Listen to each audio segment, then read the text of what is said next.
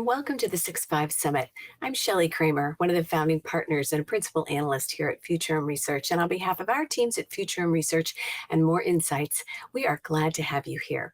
In this spotlight conversation, Patrick Moore of More Insights and Strategy talks with Nakul Duggal, Senior Vice President and General Manager at Qualcomm, about key trends shaping the auto industry and how companies like Qualcomm are helping automakers, OEMs, and Tier 1 suppliers adapt to an ever-changing ecosystem. Let's go hear what they have to say.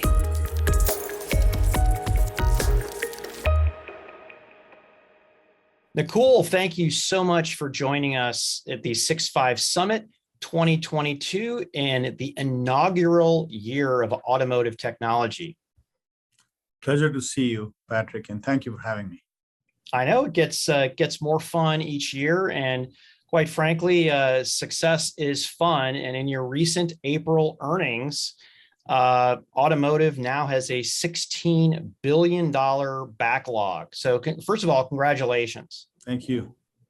Yeah, maybe we can start off by talking just first of all, really quick, what do you do for Qualcomm? I know the title's up there, but what's your day-to-day? Yeah, so I run the automotive business. I'm the Senior Vice President and General Manager for Automotive. I've been at Qualcomm since 1995, so a really long time. And I have been doing automotive for 11 years now. So 2011 is when I started. And yeah, it's been quite a journey. Yeah, quite a journey. I mean, gosh, even 4 years ago, some people didn't even know Qualcomm was in that business, even though you've been in that business for so long. But let's get down to the meat here, right? And let's talk a little bit of industry right now. So cars are changing quickly. We can see it around us, whether it's electrification, whether it's automation, whether it's content, things like this. What are some of the key trends driving this industry right now? I mean, you talk day to day with these senior leaders of these car companies. Yeah, so it is a very unusual time for an industry that is the size that automotive is, because transformation doesn't begin to describe what is actually going on. I think it's massive disruption. And I think if you think about everything that is changing, electrification as an example, changes everything from raw materials to charging stations to infrastructure that you rely on. And then, of course, the core need of an automaker to be able to build factories that produce a very different product than what they've optimized for the last 35, 40 years. That is highly disruptive to every element of a supply chain. If you think about the digitalization of a vehicle or the transformation of a vehicle as it starts to become much more software and semiconductor centric, where it really starts off is, do you have the in-house expertise to build a product that over the long run is going to be differentiated, not just on the physicality of the product, but the experience that you have to go create. It's driving behavior. It's behavior in terms of the experience you create inside the cabin. And again, you ask the question, where is the expertise coming from? Where is the experience coming from? How do you go build a product like this that will compete, say, with companies that have come from that heritage? And then underlying all of this is really the very traditional supply chain that automotive is well known for, the tier 3s and the tier 2s and the tier 1s. The semiconductor crisis has made it very apparent as to how much of a dependency there is on this very high complex supply chain. So you start to put all of this together, and automakers come in all types of shapes and sizes and have a lot of different complexity around them, a lot of history. And it really is about how do you set a North Star for your company as a leader at an automotive company, and figure out how are you going to emerge out of all this complexity that you're dealing with and come up with a plan within a reasonable period of time that allows you to have a brand new product that will be very relevant to your consumers. And then where we fit in is, who are the partners that you can rely on that are going to be able to help you make that transition, and that are going to be with you, because this is a fairly tumultuous time, a lot of risk, a lot of complexity, a lot of leaping before you look. And that's what we're in the middle of. So, it is actually getting even more interesting, even more fun than it has been over the last 10 years. Yeah, so you talked a little bit about it, but just be pointed here. How has the industry itself changed to align with some of these trends? I mean, if it's not supply chain challenges or the requirement to, apply even deeper technology, I'm seeing different kinds of structures of relationships changing. Yeah. So I think maybe let's start off with the semiconductor aspect of the question. As the automotive ecosystem went through the crisis, it became very clear that different types of semi providers had a varying degree of ability to influence their downstream supply chains in terms of getting capacity, reserving capacity, fulfilling the need, providing transparency. So automakers have definitely focused on securing various aspects of their supply chain, investing directly in foundry capacity, getting specific contracts in place. And for the very first time, what that has done is it has allowed automakers to really understand, first of all, what it means to be in the semiconductor business. And then, separating the complexity from partnerships. Who are the players? What makes one better than the other? For us, we are very privileged in that we have such a massive, diverse business in the semiconductor space. It allows us to be able to get a lot of economies of scale. We get ahead of the queue compared to some of the others just because of the scale at which we operate. And these are things that are now known to automakers. This wasn't a conversation that you could have had even 6 months ago. The second aspect that this then brings up is, if you're going to build something that is highly complex for the future, you really are getting wedded to that partner, because these are no longer conversations that are single generational conversations. So that means it is a direct contract between Qualcomm and that that automaker, and that comes with a variety of different types of other conversations. Are you obligated directly to the automaker, or is there tier one in the middle? If it's the tier one, what is the split in the role? Yeah. How do you align on pricing? How do you align on role splits? How do you align on supply assurances, warranty? So we are really, frankly, seeing a complete change in landscape in terms of supply chain responsibilities. That is what we are right in the middle of right now. And I think what it starts to actually bring up is the question of, what is your differentiation point? What, as a supplier, as a company, as what it is that you get up in the morning and focus on, what is it that you're differentiating on? Where are you investing? And why will that be relevant in the next 5 or 10 years? So a lot of the moves that we've made over the last 2 years or so are all aligned around watching this space play out, and then, of course, taking action.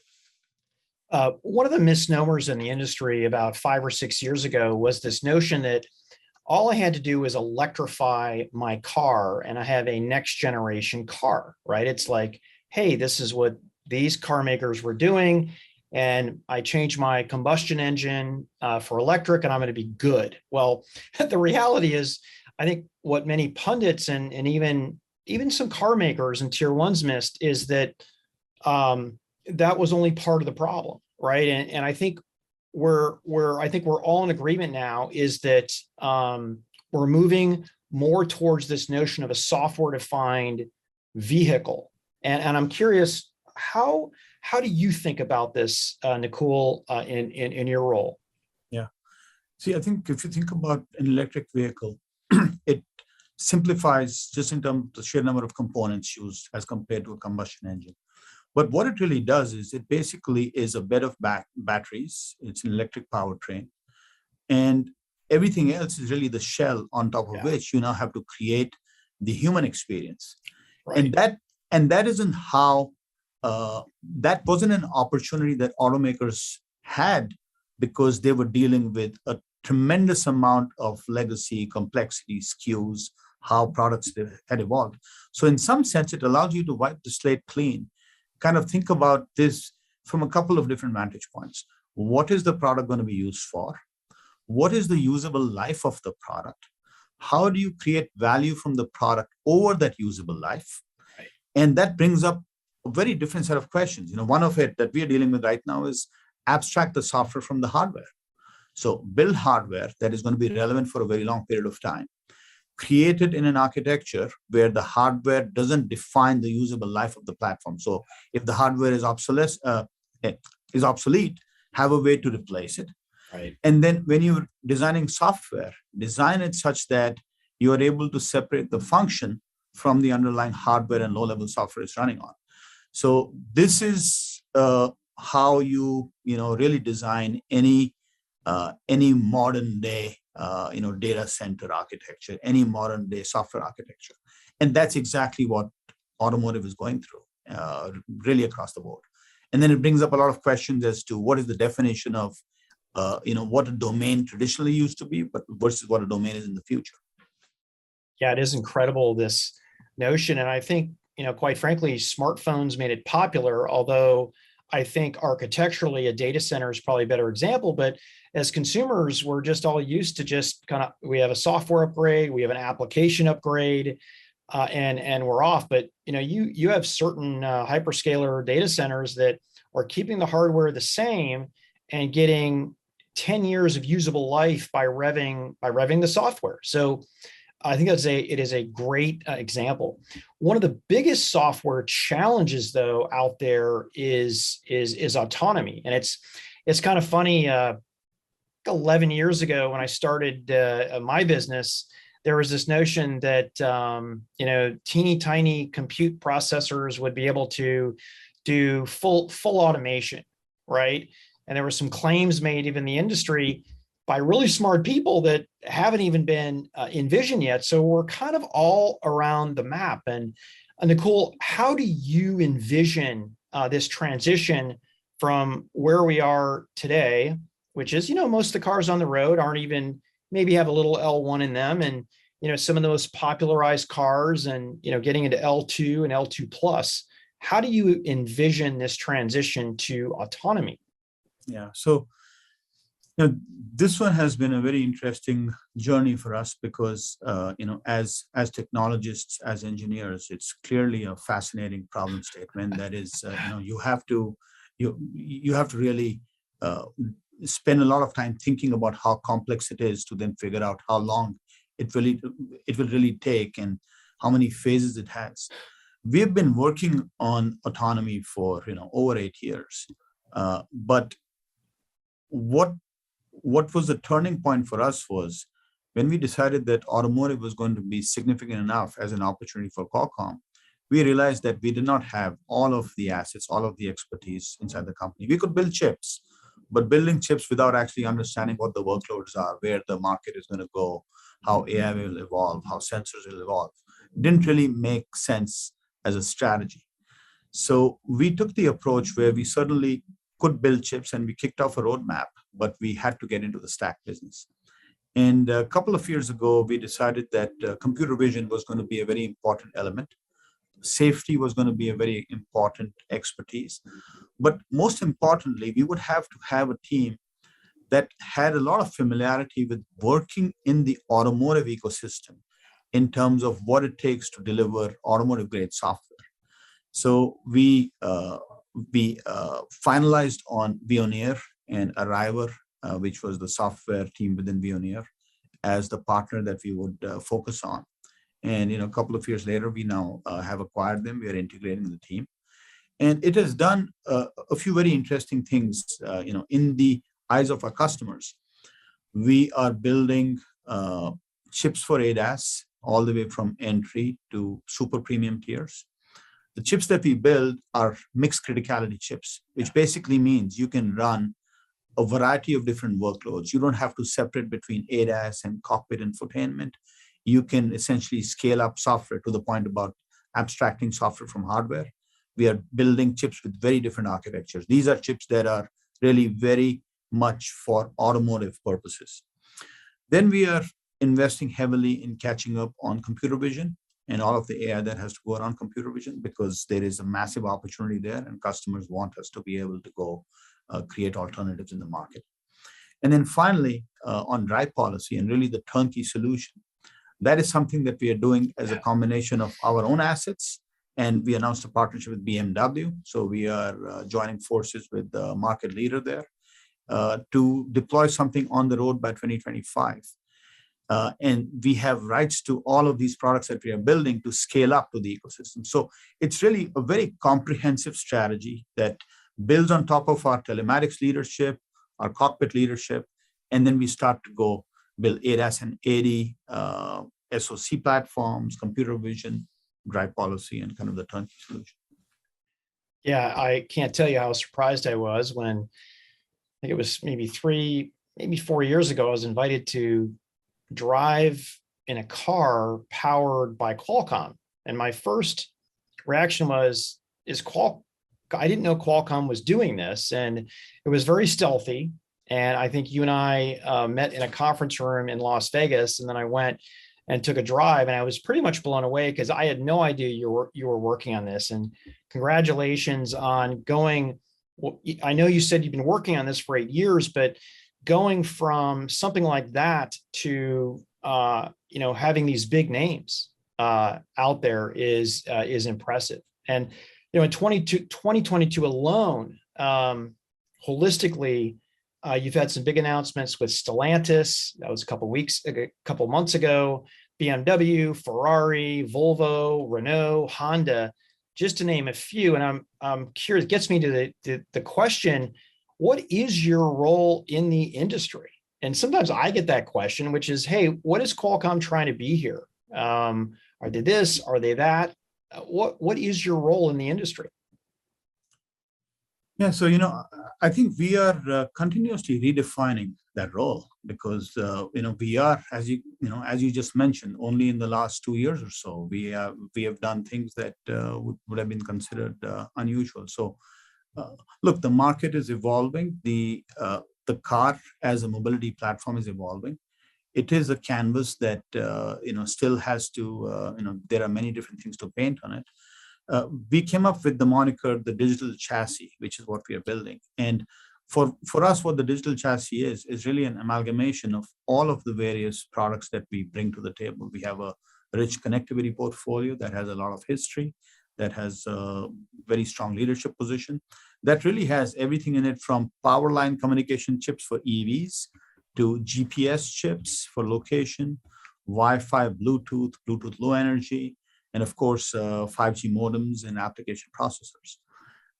We have built a very comprehensive portfolio around infotainment, cockpit, cluster, driver monitoring, rear seat entertainment, passenger vehicle screens, and all the software and content ecosystem that goes around that. And then now we are getting into the ADAS and automated driving space.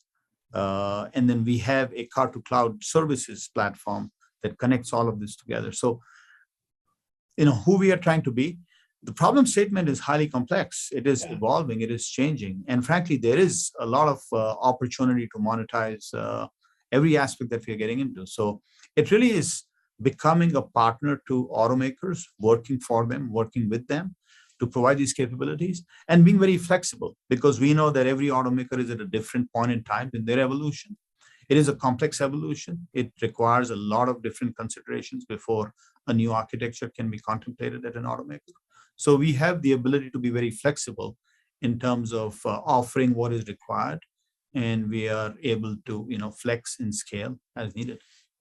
Yeah, the conditions for success in this market have dramatically shifted over the past 10 years. You have new players that are emerging in areas that I think many of us would have had a hard time figuring out. But whatever your model is, it's working.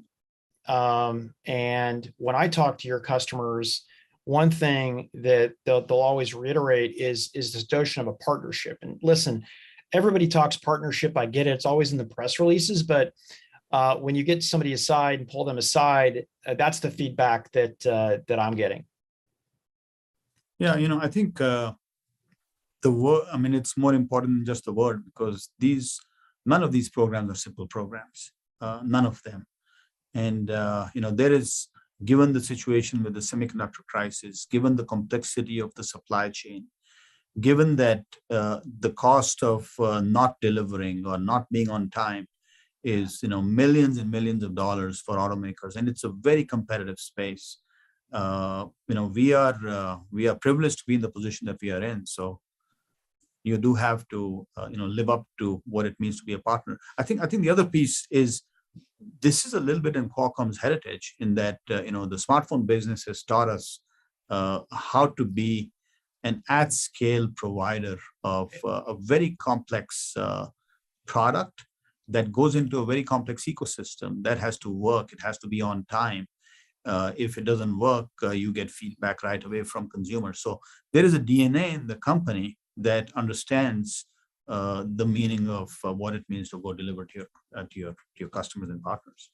Yeah, it is really interesting to see the similarities between the smartphone market and the automotive market. First time I heard it, I kind of did a double take, and then I started really peeling it apart on what it looks like. I mean, you have software stacks, you have scale, you have socket compatibility and importance, you have even down to security.